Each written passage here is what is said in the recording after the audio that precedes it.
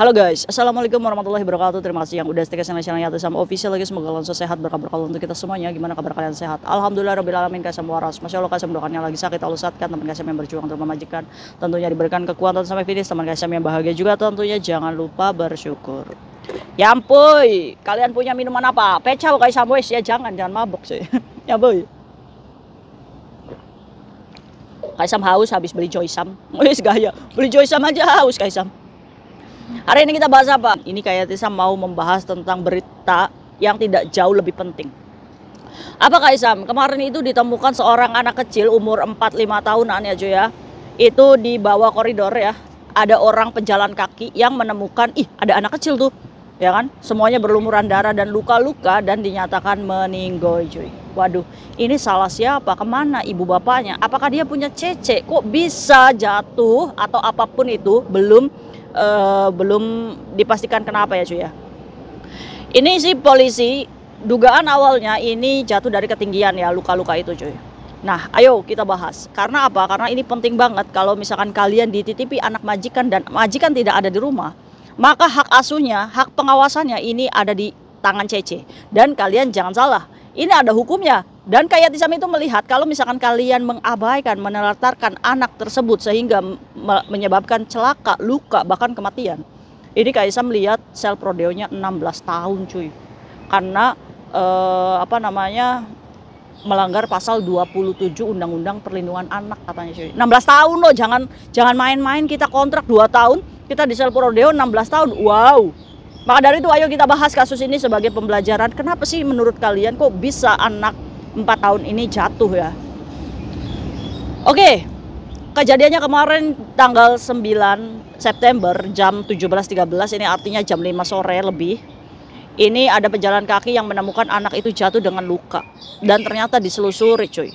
Di jam tersebut ini ada salah satu keluarga, entah ini udah residen Hong Kong atau enggak, tapi ini bukan orang Tionghoa ya cuy, bukan etnis Tiongkok. Jadi bukan orang Cina, bukan orang Hong Kong. Ya kita patut menduga entah ini keturunan Bang Paki atau Bang Ades gitu kan yang memiliki residen Hong Kong, ya kita nggak pernah tahu gitu cuy.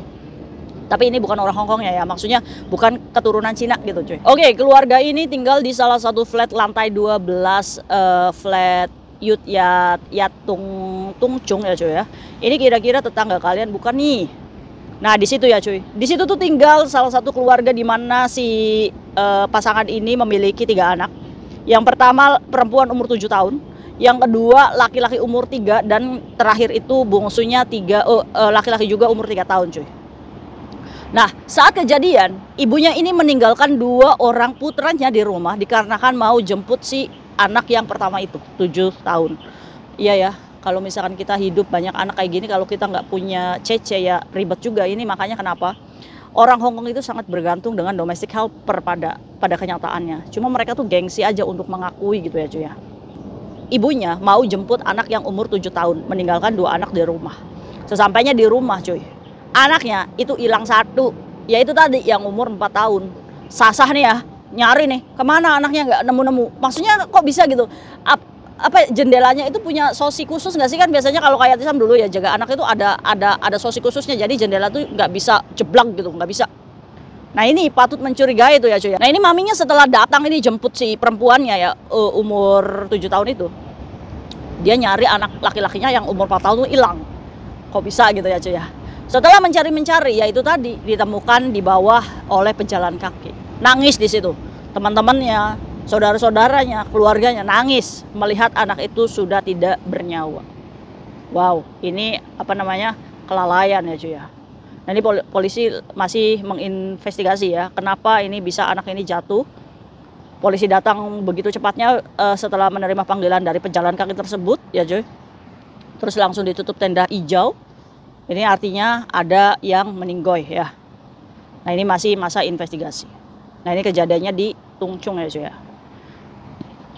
Ayo kita bahas kasus ini. Menarik ya. Nah ini maka dari itu cuy, buat kalian jaga anak kecil, jangan sekalipun kalian meninggalkan dia walaupun kamu ke WC, apalagi kamu ke WC itu cuma untuk main handphone gitu ya. Awas, hati-hati. Karena ini saat anak itu luka, sekali lagi kamu pun bertanggung jawab atas insiden ini. Dan gak main-main. Anak itu sangat dilindungi di Hong Kong. Bahkan pemerintah itu malah bagi-bagi hadiah buat orang-orang yang mau hamil di Hong Kong. Sampai 20.000. Sampai diskon perumahan. Itu karena apa? Karena kelangkaan anak-anak di Hong Kong ini sudah semakin tipis, cuy. Kebanyakan nenek-nenek. Iya, Kak Isam. Anak ini lagi bener-bener limited edition, cuy. Dan perlindungan anak di Hong Kong itu the best. Kalian bawa anak kecil di jalan aja, kalian melakukan tindakan yang menurut pejalan kaki ini membahayakan, dan pejalan kaki itu bisa mempoking kalian. Ya maka dari itu, kalau misalnya kalian di jalan, jangan sekalipun kalian kesel jewer anak atau nyetol anak atau membuat anak nangis yang begitu keras. Karena saat itu terjadi, kamu bisa dipoking oleh pejalan kaki itu. Karena anak-anak punya undang-undang perlindungan. Ya, ini pembelajarannya. Nah ini kesalahan kepada siapa? Karena dia tidak punya pengasuh dan tidak punya cece, otomatis orang tuanya yang bertanggung jawab. Siapa? Ibunya. Lah Kak Isam kan banyak anak, terus ibunya di self rodeo. Ya jelas, siapapun itu, saat dia memiliki hak asuh atau hak pengendalian anak pada waktu itu, dan anak ini menyebabkan cedera bahkan meninggal dunia, emaknya juga di self rodeo. Itu ya, ibunya sendiri Kak Isam, padahal kan dia nggak sengaja lah. Kalau bisa kan ya dia bawa semua aja anaknya buat jemput anak si umur 7 tahunnya itu, ya kan? Ya salahnya sendiri, kenapa banyak anak gitu?